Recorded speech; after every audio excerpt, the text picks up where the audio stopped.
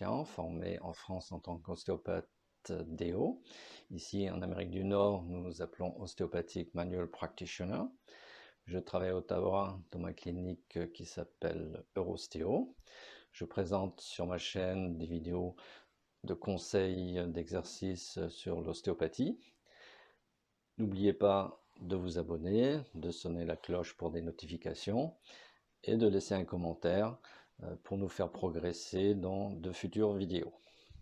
Bonjour tout le monde, de retour aujourd'hui pour une petite vidéo sur les secrets de la santé.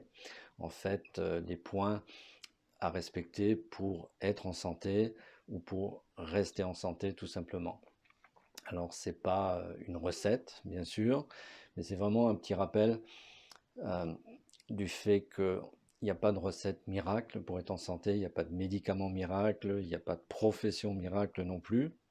Chacun est responsable de sa propre santé et nous, professionnels de la santé, ou comme les médecins, professionnels de la maladie, sommes là pour aider dans tout ça. Je dis médecins professionnels de la maladie parce que savent comment traiter des maladies et nous essayons de vous garder en santé. Et donc bien sûr, ça explique une fois de plus pourquoi il faut travailler ensemble. Mais le personnage, l'acteur le plus important de notre propre santé, c'est nous-mêmes. Donc le patient, et nous sommes tous des patients quelque part, donc à nous d'essayer de faire au mieux les différents points dont nous avons besoin pour rester en santé ou retrouver cette santé. Donc ce dont je vais vous parler, c'est pas quelque chose qui m'est apparu comme ça soudainement par magie. C'est un peu un condensé de ce que disent plusieurs professionnels, spécialistes, notamment le docteur Norman Doidge, qui a fait beaucoup d'écrits sur la neuroplasticité, John G. Ratey, qui est un psychiatre à l'université d'Harvard, qui a écrit par exemple un livre qui s'appelle Sparks, je ne sais pas comment il est traduit en français, et qui parle de l'activité physique, par exemple, à l'école. Très important de commencer une journée avec une activité physique. Le docteur Perlmutter aussi, neurologue en Floride, qui lui parle énormément de la flore intestinale, donc de nutrition. Et la conclusion un petit peu de leur discussion, de leur recherche, parce que ça ne se referme pas sur ces trois personnes, bien sûr, c'est en communication avec plein d'autres mondes, c'est qu'il y a plusieurs éléments nécessaires pour garder une bonne santé. Alors, ces éléments, on peut les prendre un par un, ce que nous allons faire aujourd'hui. Il y a 7 chapitres essentiels, puis on va aller un tout petit peu dans les détails sur ces 7 chapitres, mais sans se rendre fou non plus. Donc le premier élément, c'est l'exercice. Donc facile de dire tout le monde devrait faire de l'exercice ou faire du sport, donc aller à la piscine c'est le meilleur sport pour le dos. Ah ben non, finalement faites du vélo, c'est mieux pour les genoux, les hanches. Oh non, la course à pied c'est quand même génial. Il n'y a pas de meilleur sport, il n'y a pas de meilleure activité. Et faire une activité physique, ça c'est très important. En ce qui me concerne, c'est quelque chose qu'on doit pouvoir faire jusqu'à n'importe quel âge. Donc les principes à respecter dans l'activité physique, ou ce qu'on entend nous par activité physique, c'est tous les jours de faire 20-30 minutes d'une activité légère, donc cardio léger, yoga, méditation, marcher dehors de préférence. Tout ça sont des activités qui vont entretenir notre système neuromusculaire, etc. Si possible, selon notre état général, 2-3 fois par semaine, il est pas mal de faire une activité qui va stimuler notre métabolisme pendant 20 minutes à peu près, qui n'est pas forcément 20 minutes d'affilée, où on va travailler à 80% de notre fréquence cardiaque maximale. La fréquence cardiaque maximale, c'est 220 moins notre âge, et donc on va prendre 80% de ce chiffre-là. Donc, qu'est-ce qui est très intéressant par rapport à ça? C'est deux choses. La première, et c'est le but, c'est qu'en faisant ça, pendant 48 heures, notre corps va continuer à stimuler notre métabolisme en brûlant des calories. Donc, ça peut intéresser du monde de savoir que oui, c'est aussi ces calories-là qui sont brûlées. Mais le fait de brûler les calories, c'est essentiellement ce qui fait travailler notre métabolisme. Donc, à 20 ans, 220 moins l'âge, 200, 80% de ça, il faut pousser pas mal le cardio pour arriver à ce niveau. Par contre, à 100 ans, simplement marcher, monter des escaliers, juste accélérer un tout petit peu son rythme, ou faire quelques mouvements de jambes, de bras, va déjà permettre assez rapidement de stimuler ce système cardiaque. Donc finalement, plus on vieillit, plus c'est facile de stimuler notre cardio. Deuxième point, la cigarette, ben non. Non. En ce moment, avec le Covid, on essaie de nous dire que la nicotine empêche les poumons d'être touchés. Ben, oui, un petit peu. Les poumons sont tellement sollicités par la nicotine à se battre contre ça que le virus n'a même pas envie d'y aller. Et puis, ok, on choisit le cancer à la place d'une insuffisance respiratoire. Quand on dit cigarette, le vapotage fait partie de ces choses à ne pas faire. Il n'y a pas encore vraiment de choses très précises qui sont sorties par rapport à ça. Si on voit tout le temps qu'il a fallu pour vous montrer que la cigarette c'était dangereux, ça ne nous laisse pas espérer une issue rapide, mais j'aime utiliser des huiles essentielles pour différentes choses. Donc diffuser une huile essentielle, c'est on la vaporise et puis donc c'est une huile qui va devenir de la vapeur. Si on envoie de la vapeur sur une vitre, ça va se retransformer en liquide. Donc est-ce que cette vapeur, en arrivant dans les poumons, ne va pas se retransformer en quelque chose de liquide, de visqueux ou que sais-je? Voilà, ça me surprendrait que le vapotage ne soit pas nocif, et même s'il n'y a pas encore d'études, on s'en doute très fortement et il ne faut pas s'aventurer là-dedans. C'est toujours une bonne chose d'essayer de savoir pourquoi on fume, parce qu'il n'y a pas de méthode qui permette d'arrêter de fumer comme ça, juste sur un simple claquement de doigts. Par contre, si on sait pourquoi on fume, il est plus facile d'arrêter. Et une fois qu'on arrête, on peut aller voir acupuncteur, homéopathe, médecin, tout est bon pour aider à éviter cette addiction qu'on va avoir, le côté chimique, le côté physique de la cigarette. L'alcool, c'est un tout petit peu différent. Donc on va dire l'alcool, on va le consommer avec modération. C'est un tout petit peu différent que la cigarette dans la mesure où on n'est pas addict à cet alcool. Et pour éviter cette addiction, on considère que 3 portions par jour, mais jusqu'à un maximum entre 10 et 15. Je sais qu'à certains endroits, on dit 10-12 pour les femmes, 13-15 pour les hommes. Ça veut rien dire. C'est même à la limite sexiste, cette façon de penser. C'est une question de poids, c'est une question de métabolisme là aussi. Disons qu'une dizaine de consommations par semaine, c'est quand même presque 2 par jour, c'est pas mal, hein, si on va jusqu'à 15. Mais ce qui est le plus important là-dedans, c'est la notion de portion et la notion d'habitude.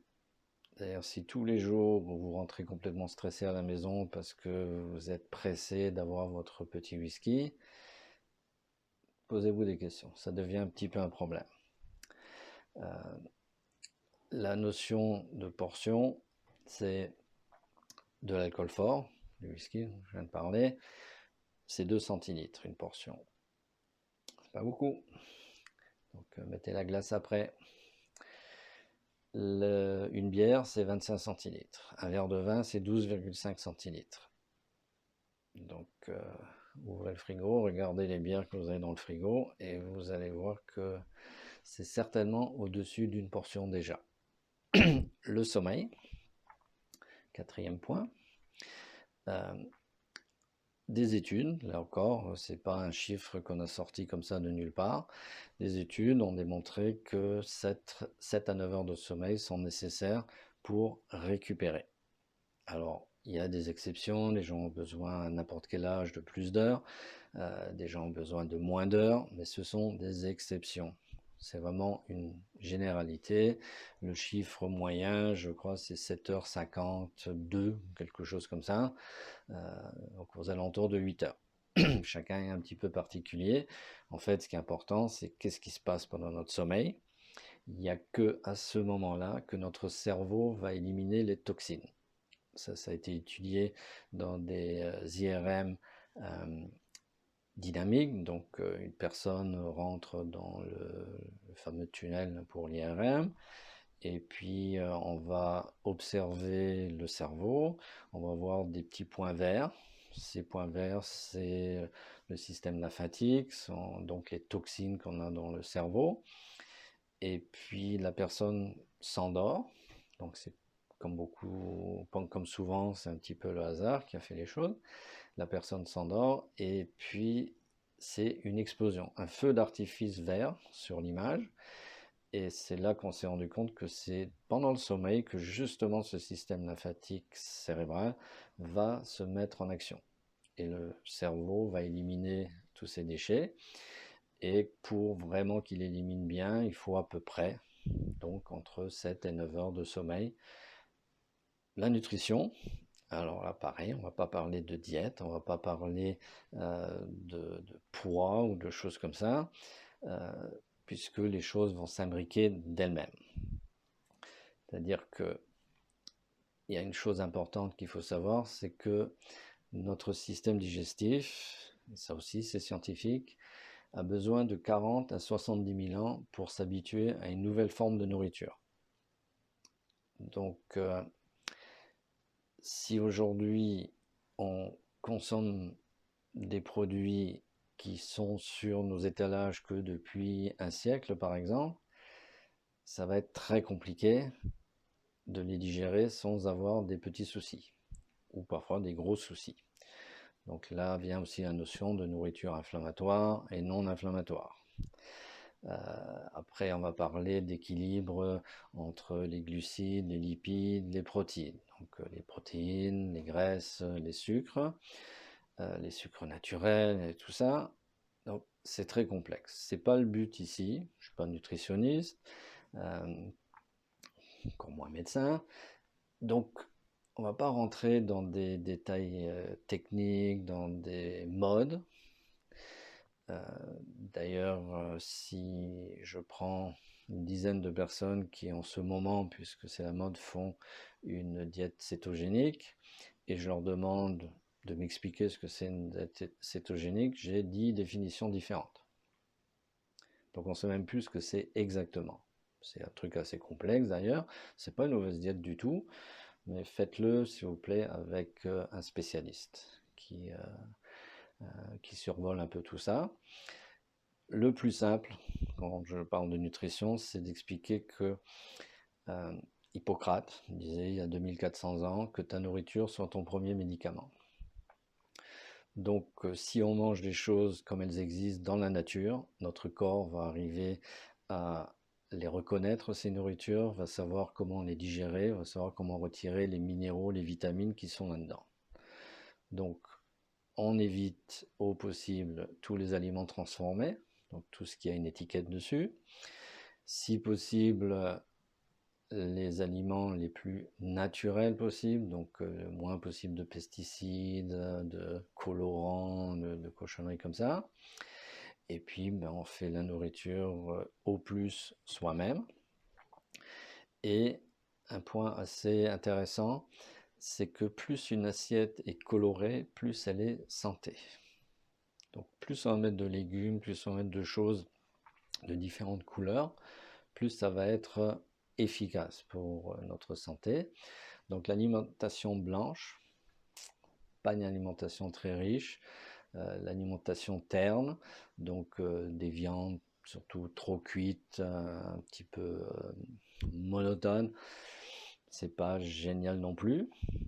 Euh, donc ça ne veut pas dire qu'il faut se jeter dans le végétarisme, le véganisme, ou alors qu'il faut manger que de la viande rouge. Non, c'est pas du tout ça. Tout est toujours une question d'équilibre. Donc si on regarde un tout petit peu comment mangeaient nos ancêtres, et quand je dis nos ancêtres, c'est il y a 10 000 ans, on a une bonne idée de ce qu'était une alimentation santé.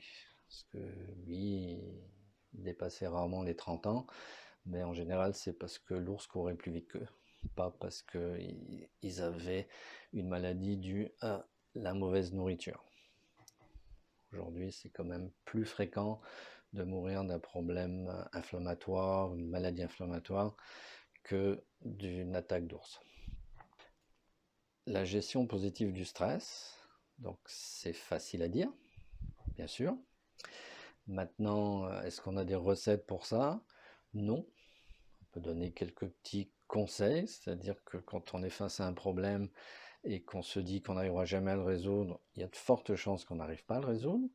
Si on se dit on va tout faire pour trouver une solution, on aura plus de chances d'y arriver.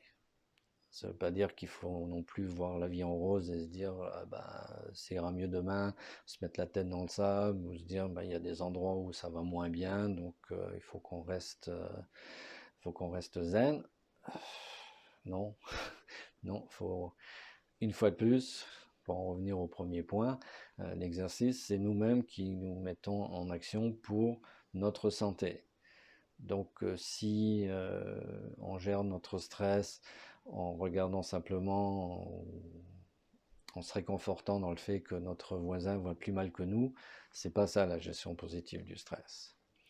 Euh, Après, il faut être un peu égoïste. Donc je donne souvent cette image des consignes de sécurité dans l'avion, quand on nous dit si les masques à oxygène tombent, mettez d'abord votre masque, ensuite aidez les gens autour de vous. Ben, la vie, c'est ça aussi. C'est-à-dire que si on veut aider les autres, si on veut être le plus actif possible dans notre famille, qu'on puisse apporter le plus à nos proches, ben, il faut qu'on soit en santé. Donc il faut d'abord penser à soi, et si on va bien, on peut aider les autres. Voilà. Euh, Après, l'égoïsme à l'extrême, aller bien et juste penser à soi, ça devient quand même négatif à ce moment-là. Je n'ai pas dit que l'égoïsme, c'était juste une qualité. Mais ce n'est pas juste un défaut non plus. Alors, le dernier point, éviter la pollution. Il ne faut pas non plus rentrer dans le piège de, euh, de la culpabilité maximale. Oui, chacun doit faire un petit geste, mais c'est plus important la décision des autorités, la décision politique. Est-ce qu'on a envie, après cette crise du confinement, de revenir à notre système, à nos exploitations d'avant, ou est-ce qu'on peut changer des choses pour éviter que ça redevienne aussi catastrophique? L'agriculture de proximité, par exemple, commerce de proximité. Euh, je vous parlais de nourriture, de faire ses propres repas et tout ça. Donc voilà, c'est un peu ça l'idée. Est-ce qu'on est obligé de produire la nourriture industriellement autant? Si chacun individuellement respecte un petit peu plus, euh, je vous assure qu'une bouteille d'eau en plastique, quand elle est vide, est beaucoup plus légère que quand elle est pleine. Donc la porter à une poubelle, dans une poubelle, un endroit de recyclage, c'est pas si compliqué, c'est pas si dramatique. Pour résumer, revenons un petit peu à ces 7 points. Donc, exercice, éviter la cigarette, à consommer de l'alcool avec modération, bien dormir, 7 à 9 heures par nuit, bien manger, équilibrer, colorer, faire soi-même sa nourriture, gérer le plus positivement possible notre stress et éviter tant qu'on peut la pollution. Voilà les choses qui nous aident à rester en santé ou à retrouver la santé si on sort d'une période un peu compliquée. Euh, donc quel rapport avec l'ostéopathie? Exercice cardio, je l'ai dit, le côté neuromusculaire, il y a des choses qu'on peut aider pour que le corps soit apte justement à travailler sur ce cardio. La cigarette, l'alcool, tout ça, c'est juste une prise de conscience. Mais quand nos viscères fonctionnent bien, que notre système crânio-sacré arrive à bien intégrer, nous pouvons aider à ça. Le sommeil, beaucoup de choses qu'on puisse faire au niveau crânien, au niveau neurologique. La nutrition, on digère, donc bien sûr, oui, nos viscères, notre système digestif, notre système circulatoire, tout ça va être impliqué, donc on peut travailler un peu là-dessus. La gestion positive du stress, le crânien va travailler là-dessus. La pollution, c'est une profession où on peut être aveugle, l'ostéopathie, physio, masso, tout ça, on a le droit d'être aveugle, mais on ne peut pas être sourd-muet. Donc de parler, d'écouter, ça fait partie aussi de la profession. On ne peut pas faire beaucoup plus par rapport à la pollution que d'en discuter. Donc j'espère que ça va vous permettre d'avoir un tout petit support, un petit rappel sur des points essentiels par rapport à notre santé. Et puis on va se retrouver au plus vite, j'espère, pour de nouvelles vidéos. Au niveau technologique, j'attends un petit peu de matériel pour pouvoir faire des vidéos un petit peu plus pratico-pratiques. Mais c'est pas évident dans ces conditions-là. Et puis, on n'est pas livré tous les jours non plus pour les choses qu'on commande. Donc, je vous demande un petit peu de patience et on se revoit très bientôt.